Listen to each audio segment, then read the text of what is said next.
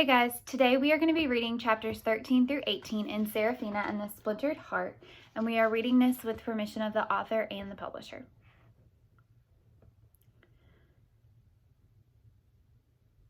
Chapter 13.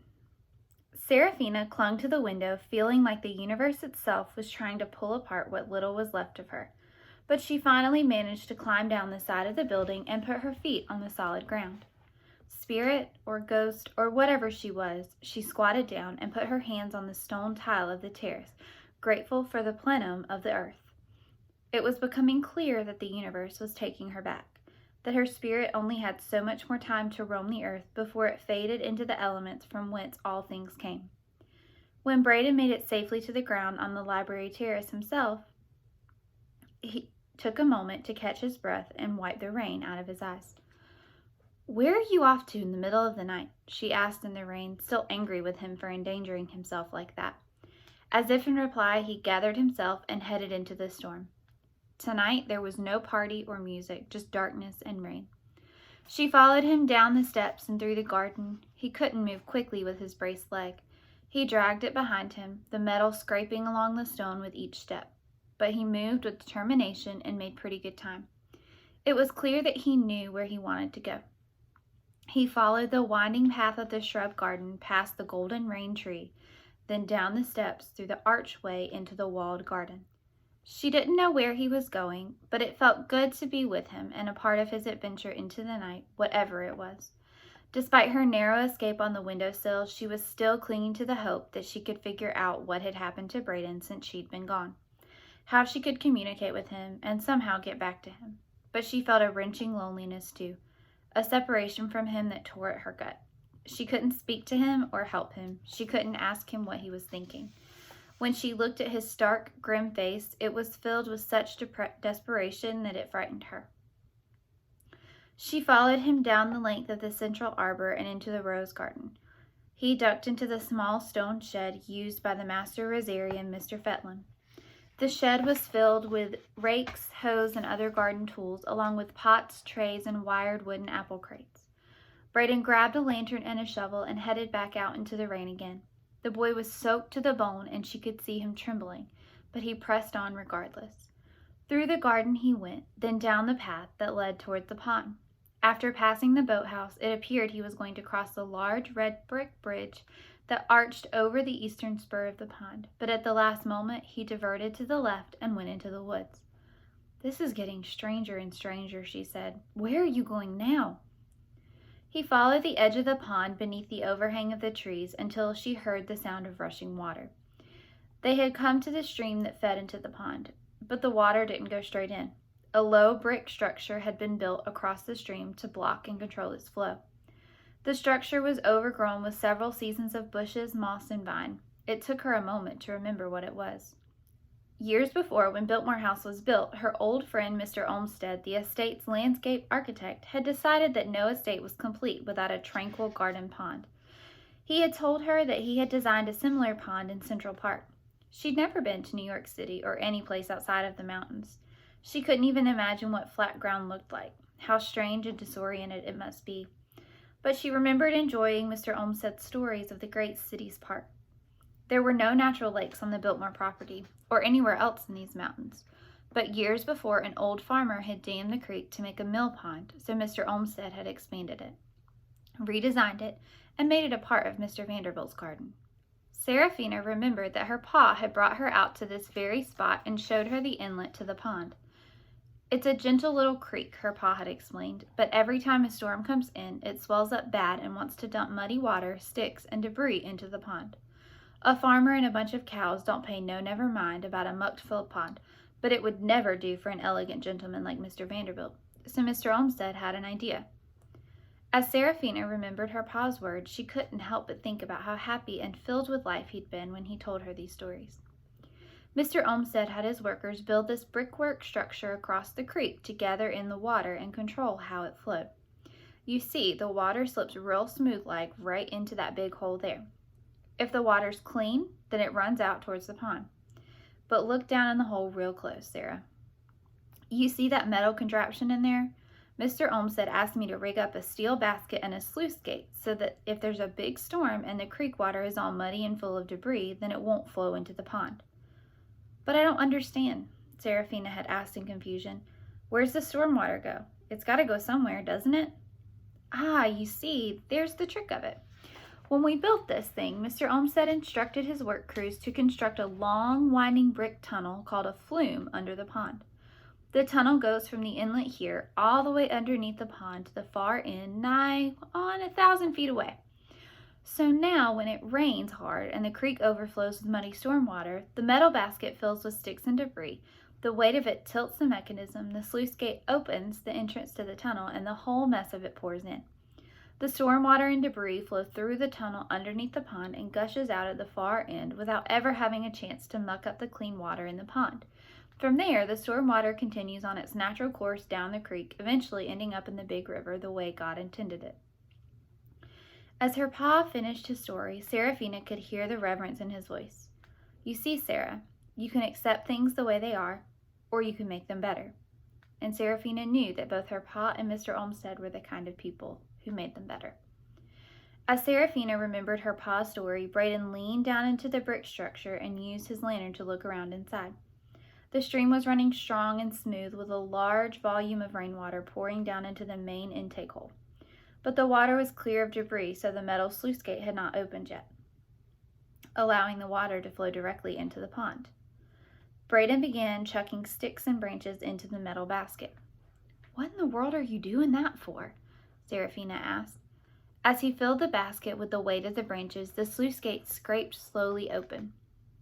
Braden grabbed his equipment and climbed into the flume tunnel. "Braden!" she said in astonishment. Down in a tunnel that ran beneath the pond was the last place on earth she wanted to go tonight. She'd already been buried once. She definitely didn't want to do it again, especially if it involved getting drowned at the same time. But as Braden disappeared, she had no choice. She had no idea where his new recklessness was coming from, but she couldn't let her friend go into that awful place on his own. Pulling in a frightened breath, she climbed into the tunnel behind him. Chapter 14. Following the light of Braden's lantern ahead of her, Serafina made her way through the flume. It was a narrow brick passage with a low arched ceiling. An inch of water was running along the floor. At first, the tunnel was high enough that they could both walk normally, but the farther they went, the lower and narrower the tunnel became. She didn't like this place one bit, but what she truly hated was the water dripping down from the ceiling onto the back of her neck, sending tingles down her shivering spine. And she hated the dark runnels of water sliding down the black, slimy, algae-coated walls like spidery tentacles. The heavy, putrid smell of the water hung in the air. She and Braden were actually walking under the water of the pond. As they went deeper, Serafina felt the cool temperature of the damp air, the clamminess of the walls, and the rising storm water at their feet. She wasn't sure if the sensations she was experiencing were real or shadow, but they felt as sharp as if she herself was part of the water, part of the stone, part of the bits and pieces from which the world was made. The water in the tunnel was soon flowing around their ankles. Braden had forced the sluice gate open, so the stream was pouring in. She had no idea why he was going through the flume, but it was more mystifying why he would do it tonight, in the middle of a rainstorm, with the water gushing in. What in the world could be so important? Crack! Startled by the sound, Serafina hit the floor with a splash, accidentally taking in a gulp of the water. Crack! It was the steel against brick. Then she heard a prying sound. She got up onto her feet and sloshed through the rising water toward Braden. He had set the lantern on a small ledge to give himself light to work by as he dug into the tunnel floor. Using the tip of the shovel, he pried up one of the bricks. He pulled it up out of the water and set it to the side, then picked up the shovel again and started working on the next one. Working in what was now 6 inches of rushing water, he was digging out the floor brick by brick. Braden's movement was hampered by the metal brace on his leg, but he worked with a steady deliberateness. Soon he had removed 12 bricks. Then he reached down into the dark water, deep into the hole, and pulled out a dripping metal box. "You've hidden something here," Serafina said. With the storm water rising by the second, Braden seemed to understand the danger he was in. Now that he'd gotten what he'd come for, she expected him to turn around and go back up toward the opening of the tunnel. but he didn't. Leaving the shovel and lantern behind, he grabbed the box and continued forward into the darkness, down into the narrowest part of the flume. "Now where are you going, you crazy boy?" she shouted at him over the sound of the rushing water. "We've got to go back up." But he paid her no mind. As they proceeded down the tunnel, the ceiling became so low that she and Braden could no longer walk upright. They hunched themselves down to fit. Then they had to crouch. Finally, they had to crawl on their hands and knees, the hinges of Braden's brace creaking and twisting under the strain of his bending leg. At the same time, the level of the storm water gushing through the tunnel continued to rise. The flood of water pushed hard against her, now inches from her chin, almost to the ceiling, splashing and swirling with great force around her neck and shoulders, making it more and more difficult to breathe. As she crawled, it felt like the water wasn't just rising around her, but dragging at her, wearing at her, pulling her skin away, tugging at her bones. Soon she'd become nothing more than tiny droplets scattered into the stream. "Just hold on," she thought, gritting her teeth. "I'm not done yet." Braden crawled faster and faster into the darkness, pushing himself through the water, pressing his mouth up toward the ceiling for air, but still dragging the metal box along with him. Suddenly, a huge swell with a tumbling raft of branches came gushing down through the flume and crashed into them, filling the entire tunnel with water. She closed her mouth, held her breath for whatever good that would do, and refused to die. She braced herself against the slimy brick walls so that the water couldn't take her. She had to hold on. But it was no use. The powerful current slammed into her, tore her fingers from the wall, and pulled her somersaulting upside down through the rushing water. Chapter 15. The storm water swept her away, tumbling her down through the narrow chute of the flume. Her arms and legs twisted and crashed with the turbulence of the rushing water. It didn't feel like she was going to drown, but like the last pieces of her soul were going to wash away. Finally, she shot out of the flume's gushing outlet pipe and splashed into a swollen creek. She came up quickly, gasping for air and struggling to get to her feet. She grabbed frantically at her arms and legs, incredibly relieved that they were all still there. She hadn't dissolved into the elements just yet. She'd fought it off one more time. Braden lay at the edge of the creek in the torrential rain, exhausted and pulling in great lungfuls of air, but still gripping the metal box as if his very life depended upon it. Serafina climbed up onto the creek's rocky shore and looked around her in bewilderment, trying to figure out where she was. It took her several seconds to realize that she and Braden were in the narrow ravine at the base of the pond's dam. When the water had started coming down the flume in force, Braden had made the decision that it was better to escape through the outlet rather than trying to fight upstream. That decision had saved his life, and maybe hers too, if the thing she was clinging to was indeed a life. Serafina couldn't help but smile, relieved that they'd both made it. She gazed up through the pouring rain at the stone face of the dam. The water of the overflowing pond was pouring over the spillway high above her, coming down in a great waterfall into the creek. As she turned back toward Braden, a flash of lightning struck the sky with a piercing crack of thunder.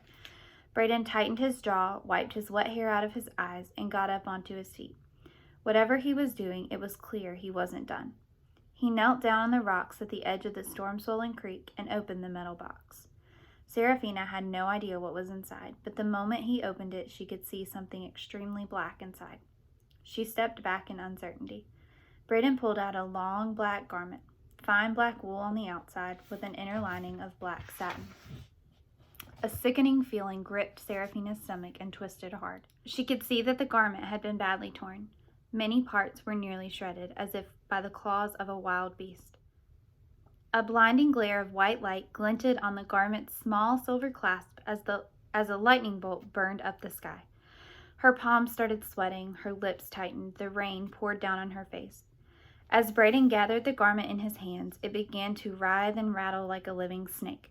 A smoky cloud began to hiss out from it, as if it was annoyed that it had been closed in a box for so long. Then, with the rain pouring down all around him and the lightning flashing up in the sky behind him, Braden stood, and with a great sweep of fabric rolling around his shoulders, he pulled on the black cloak. Chapter 16. Serafina watched in dread. She could see that the cloak had been badly torn, but it was still the black cloak she feared and hated. Its dark, slithering folds hung down from Braden's shoulders, writhing with power. But in the tears of the cloak was not simply the absence of cloth, but an impenetrable darkness blacker than she had ever seen. No, that was wrong. She had seen it. It was the same black as the same black shapes she'd seen floating in the forest. Whenever Braden moved, the cloak's fabric moved with him, and the terrible black shapes came wheeling outward into the world around him, tearing through time and space. The cloak threw these torn fragments of rolling, inky black shadows in all directions, blotting out the ground and the leaves of the trees and the stars above. "You've done well, boy," the cloak hissed in its raspy voice. As soon as she heard it, Serafina wanted to pounce on the cloak and kill it. But she had no claws, no fangs, nothing but fear and confusion filling her heart. "I'm not going to hurt you, child," the cloak hissed.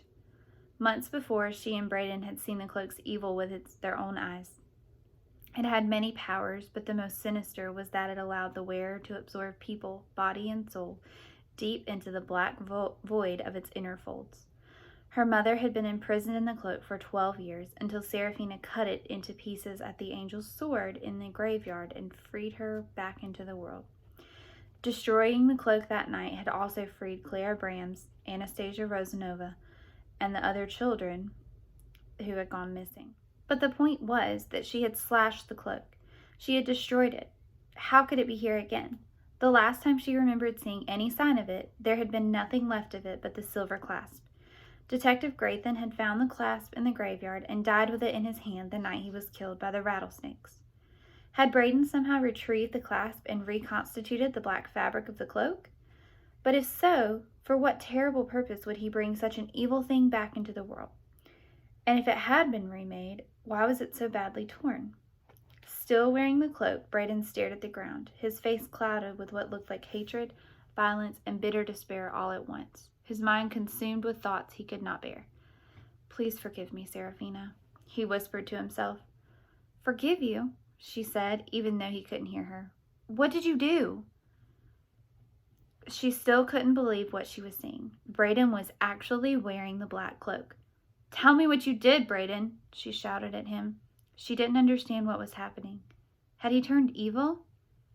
Then, as if to reply, Braden reached back into his shoulders and gathered the materials of the black cloak's hood into his fingers. "Don't you do it," she shouted at him. "Don't put on the hood." But then, as he slowly pulled the hood up onto his head, his face flashed with terror and revulsion. A storm of torment wrenched through him.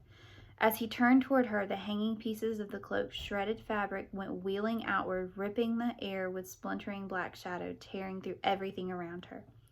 She knew the black tears were at least as much in her world as they were in his. The connection, the uncrossable bridge between the two planes. She didn't know if he could see her now, or if he had any idea she was there, but the twisting tears of blackness writhing through the air struck her like a physical blow, slicing her with a blaze of searing hot pain, and knocked her to the rocky ground. Filled with nothing but blind panic, she belly crawled frantically over to a tree for cover. But when another black shadow tore through the space around her, the tree made no difference. The blackness cut right through it, bursting a section of the trunk to pieces and bringing the top of the tree crashing down. Seeing another black shadow coming toward her, she ducked down and tried to scramble away, but she tripped hard and tumbled head over heels. She splashed into the cold depths of the swollen river, and in that moment she came to understand that sometimes the key to survival wasn't resisting, but giving in. "Water," she commanded herself, as she disintegrated instantaneously into millions of droplets of water and flowed away downstream. Chapter 17. In that moment of pain, confusion, and fear, when she fled Braden and fell into the river, Serafina grasped one thing. She was a shapeshifter. Whether in body or spirit, a living whole or a wisp of elements, she was a shapeshifter. She flowed down the river for a long time, knowing only movement, a constant sweeping pulling force that carried her along through the current. She tried to pull herself back together again into spiritual form, but she couldn't do it. She had shifted into the water, but now the water didn't want to give her back. She could feel her droplets spreading apart, blending with the rest of the water, slipping into eddies, swirling behind rocks, seeping back into the universe. "Spirit," she commanded forcefully, using the word to focus her mind, and finally pulled her spirit back together again. She crawled through the river several miles downstream from where she began. She didn't know exactly what she had done when she splashed into the river or how she'd done it, except to let herself fade into the water, to will herself into it, to envision herself becoming one with it. But now she clambered up onto the rocky ground and looked around her at the river and the forest. It was still dark and raining. She checked her arms, her legs, she flexed her hands and turned herself around and moved her head back and forth. She was whole again. Maybe whole wasn't the right word. She definitely wasn't whole, she knew that, but she was the spirit she had been before. An idea leapt into her mind. Body, she said excitedly. But nothing happened. She did not change. Some part of her was broken. Her body was gone. Was this what death was, to be pulled back into the elements that made up the world? But if that was true and she was dead, then why wasn't she already gone? Why hadn't she already disintegrated back into the world? What was her spirit clinging to? Finally, her mind turned back to Braden and what she'd seen that night. Picking a direction, she headed into the forest, her only thought to put as much distance between her and the darkness-spewing black cloak as she could. When she was miles away and the rain finally stopped, she slowed down and caught her breath, but she kept moving. Every few steps, she checked the forest behind her, terrified that Braden and the black cloak would be there. When dawn came, with the dull glow of gray light slowly filling the southern sky, she came into a shaded dell of ferns in a secluded spot she had used before, and there the weight of all that she'd been through finally caught up with her. She collapsed to her knees in exhaustion, grief coiling through her in trembling sobs. Then she curled up into a little ball on the forest floor and wept. Her heart ached so bad that it felt like it was going to break apart. She couldn't believe what had happened. How was it possible that Braden had the black cloak, and why had he put it on? Had he been using it to capture people's souls? Still crying, she tossed and turned in her bed of ferns, her heart filled with anguish. She wasn't sure if Braden had actually seen her and had been trying to attack her with the cloak's searing black shapes. Was it possible that Braden had truly turned on her? She ran the back of her hand across her running nose, wiped her eyes, and sniffled. She was a spirit, but she couldn't separate herself from the memories and sensations of the physical world, the longing and the pain of it. Her chest and legs hurt from the running, her face hurt from crying, but more than anything, the pain was in her heart. Was heartbreak any less painful because it wasn't physically real? She pressed her eyes shut, curled into a tighter ball, and covered herself with her trembling hands. After she crawled from the grave, she had rushed back to Biltmore to warn everyone about the evils she'd seen in the forest, to help them fight the coming storms and darkness. But it was hopeless. It was already all over. The darkness had already come. Her enemy had already attacked her and defeated her and pulled Braden into his evil realm. Or maybe Braden was the evil realm. What was she going to do now? She was nothing but a spirit, bodiless, powerless, dead and buried. The storms and floods were coming to Biltmore. The water was rising. That clawed creature she'd seen in the forest was on its way. The sorcerer had already cast his spells, and she'd already lost. She had lost everything. Her world was ending, and there was nothing she could do. Her only relief was when she fell into an exhausted sleep. She dreamed she was a droplet of water tumbling in the flow of a turbulent river, then drifting into the still waters of a placid lake, then lifting on the heat of the midday sun and sailing on a tumult of moisture-laden clouds until she was rained, falling back down through the sky again, landing on a leaf, and then dripping down to the earth, and then running along the ground until she slipped into the flow of the river where she began. The water, the sun, the earth, the sky, it felt as if she could see all the inner workings of the universe. She knew her time in the living world was coming to an end. She didn't know how many more nights she had left before she faded, or how many times she could shift before she couldn't shift back. But her body and her spirit were being absorbed back into the elements. Soon she'd become so intermingled with the world she would cease to be any semblance of what she had been before. When she woke, the forest was fresh and cool with morning air, but she felt so disoriented that she had to remind herself where she was and how she'd got there. It took her several seconds to piece together everything that had happened the night before. And as she lay there on the forest floor trying to understand, she gradually realized that she was not alone. A large animal lay in the grass a few feet away from her. It was a mountain lion, long of body and dark of fur. Serafina smiled and pulled in a long, deep, pleasurable breath. Seeing the cat lying there filled her heart with joy.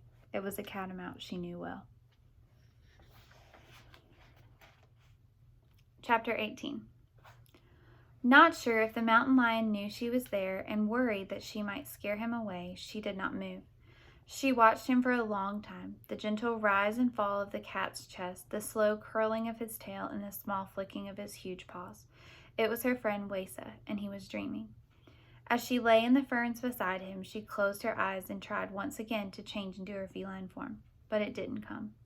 Tears rose in her eyes as she pressed her eyes shut and gritted her teeth. She would have loved to have lain in this beautiful shaded place with Wesa in her panther form, to find just a little bit of peace, just a little bit of gentleness at that moment. That was all she wanted right now, to have her thick black fur and her whiskers and her claws and her muscles and her long tail and her four padded feet and her twitching ears. She just wanted to be a cat. She just wanted to be herself. The breathing of the lion beside her changed. Wesa slowly opened his beautiful brown and amber catamount eyes and scanned the forest for friend or foe. As his gaze turned toward her, she lifted herself up and looked at him, hoping beyond hope that he'd somehow see her there, lying in the ferns beside him, but he looked right through her. Wesa could see her no better than the others could. With Wesa near, she wondered where her mother and the cubs were. A pang of worry rippled deeply through her belly. Had the sorcerer killed them like he had killed so many others? She looked around her and realized that she recognized this tranquil dell of ferns beneath the shade of the trees where she had taken refuge. In all her running and her panic during the night, she hadn't come here by chance. This was a place that she and Wesa had spent time before. "Wesa, can you hear me?" she asked, her voice quivering with both hope and hopelessness. She missed her friend more than she could bear. Wesa's ears twitched, but he didn't look at her. He looked in the opposite direction. Then he rose to his 4 feet. Serafina heard a faint rustle of leaves, something coming slowly and quietly through the forest toward them. Wesa crouched down low onto his haunches as the sound approached. She wasn't sure if he was frightened, uncertain, or excited about what was coming. Then Serafina saw it. The black head came through the brush first, then the impossibly bright yellow eyes and the muscled black shoulders, the long black body and the sweeping black tail. Serafina caught her breath. It was the young black panther she'd seen before. There can only be one black panther, Serafina thought, and there she is. It's not me anymore. It's her. Serafina felt like she should know who this panther was, but she didn't. The panther scanned the meadow of ferns and spotted Wesa. Wesa hunched down his body even further. Serafina wasn't sure if he was getting ready to pounce on her or if he was trying to make himself less threatening. For a cat, sometimes it was both at the same time. But whatever kind of movement it was enough to spook the young panther. The panther turned away and bounded into the forest the way she came. Wesa sprang after her. At first, Serafina thought he must be defending his territory against her, but then she realized that he wasn't attacking her. He was trying to catch up with her, trying to run with her. "Goodbye," Serafina said wistfully as Wesa and the Black Panther disappeared into the forest together. Serafina found herself once again alone. Every friend she had made, everything she had gained in life, was gone now. A deep and overwhelming pain filled her chest. She had to find out what had caused all this. The storm creature she'd seen in the forest was still out there, and the black shapes were coming, destroying everything in their path. It felt like Biltmore and the people she loved were in more danger now than they had ever been. But she was powerless in the physical world. She had no body, no claws, no teeth, no hands, not even a voice. But what is power, she wondered? Was it the weapon and tools to act, or the ability to think? Was it talking to someone or doing something? If you only have a small amount of power and you're able to do only the tiniest, most insignificant things, does that mean you're powerless? Or with that tiny power, do you have all the power in the world? She dropped down to her hands and knees and pushed at the dirt with her fingers. Nothing happened. Just as before, the world affected her, but she couldn't affect the world. She tried again and then gave up. The night before, she had shifted into the water of the stream, but she didn't want to become the dirt. The grave, the dirt, the dust, that was the last thing she wanted to become. She'd never be able to get back. She wanted to move the dirt, to affect it, to change it. Not her. A bumblebee buzzed by her, its dangling legs laden with clusters of yellow pollen. Getting an idea, she followed the bee. She came to a bush blooming with pale red flowers. Bees, wasps, and other flying insects hovering around the bush, batting each other for position as they dipped in and sipped the nectar. Tiny yellow grains of pollen floated in the light of the sun. When she raised her hand and moved it slowly through the light, the bees and the pollen seemed to move away from her hand. Hopefully, she pulled in a lungful of air and blew out at the floating pollen, but nothing happened. She remembered a famous musician, a flute player, who once visited Biltmore. One of the children at dinner asked if she could play his flute, but no matter how hard the girl blew into the instrument, she could not get it to make a flute-like sound. "It takes a lot of practice," the musician said kindly. "You have to do it just right." And now here, Serafina was trying to play the flute of the world. She blew the pollen from different angles and in different ways, slowly but surely figuring out how it worked. If she blew too hard or too soft or at the wrong angle, nothing happened. But if she blew just right, she could get the pollen to float in the way she wanted. "I can't do much, but I can do something," she thought. "And if I can do even the smallest thing, then I am a powerful being." As she practiced trying to figure out what she could do and how she could do it better, she remembered something her pa told her when she was younger.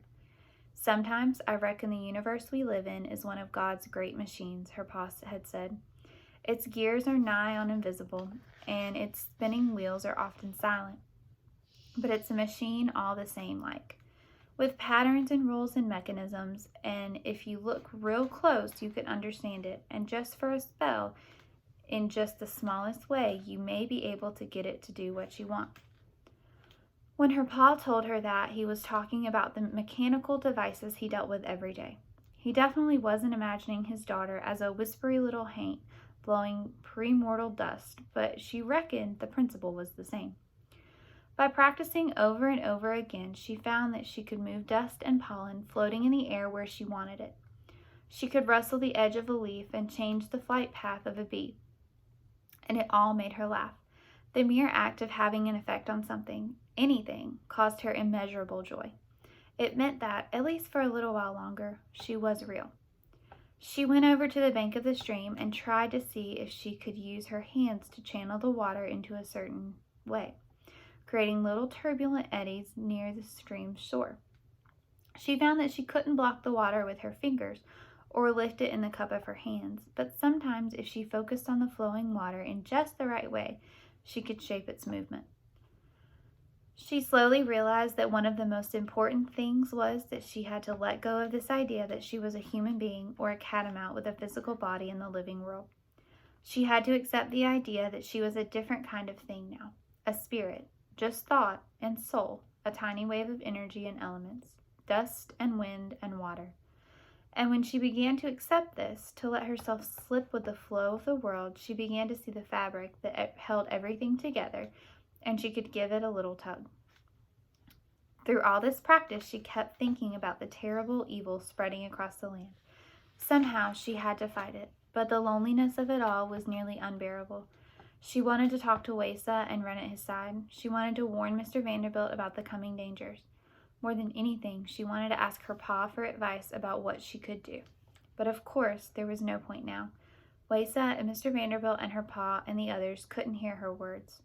There was no one, absolutely no one in the world who even knew she was there. And then she looked in the direction of the dark river she'd seen a few nights before, and she paused. Or was there?